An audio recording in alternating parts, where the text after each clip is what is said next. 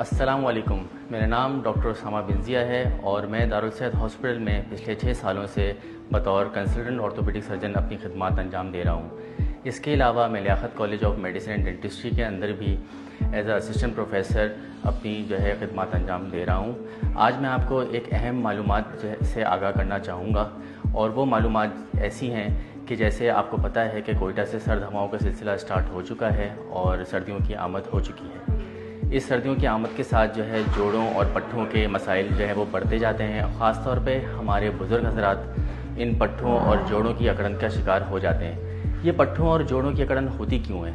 ये पट्ठों और जोड़ों की अकड़न वो इस वजह से होती है कि हमारे बुज़ुर्ग हज़रात के अंदर जो चिमनी हड्डी होती है जोड़ों के अंदर, उसमें घिसाव का अमल स्टार्ट हो जाता है। और जब ये घिसाव का अमल स्टार्ट होता है तो साथ में पट्ठे वो अकड़ना शुरू हो जाते हैं, क्योंकि वो अपने जोड़ों की हरकत को कम कर देते हैं।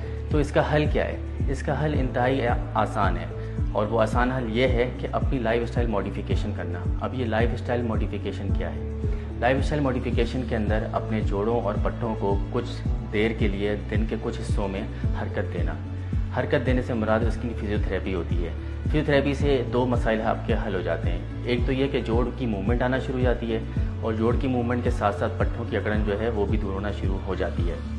अब ये फिजियोथेरेपी के साथ जो दूसरी अहम चीज़ है वो अपनी इम्यूनिटी को बूस्ट करना। इम्यूनिटी बूस्ट करने से क्या मुराद है कि अपने खाने पीने के अंदर उन अशिया का इस्तेमाल करना जिससे आपके पट्ठों की और जोड़ों की नशोनुमा होती है।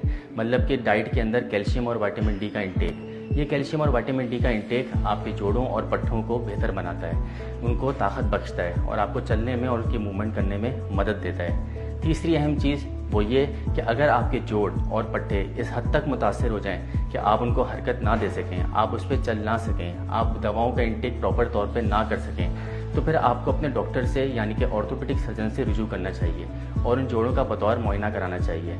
एक्सरेज जो कि स्टैंडिंग पोजीशन में होते हैं, उनके अंदर अगर चिमनी हड्डी ज़्यादा ख़राब हो जाए या जोड़ों में टेढ़ापन आ जाए या पट्ठों में अकड़न बढ़ जाए तो ऐसी सूरत हाल के अंदर मेडिसिन और फिजियोथेरेपी अफाका नहीं देती। इन सूरत हाल के अंदर हमें वो ऑपरेशन करना पड़ता है। उस ऑपरेशन के ज़रिए इस चिमनी हड्डी को रिमूव किया जाता है और मेटल इम्प्लांट इनके इसके अंदर इंस्टॉल कर दिया जाता है, जिससे आपके जोड़ों की पठन की अकड़न वो भी दूर हो जाती है और साथ में आपके जोड़ वो न्यू हो जाते हैं, जैसे कि गाड़ी के अंदर नए टायर डल गए हों। और फिर इसी तरह से आप वो मुकम्मल तौर पे बेहतर हालत के अंदर आ जाते हैं। और ये सर्दियों में जो जोड़ों के और पट्ठों के अकड़न के मसाइल होते हैं, इससे भी आपको दूरी हासिल हो जाती है।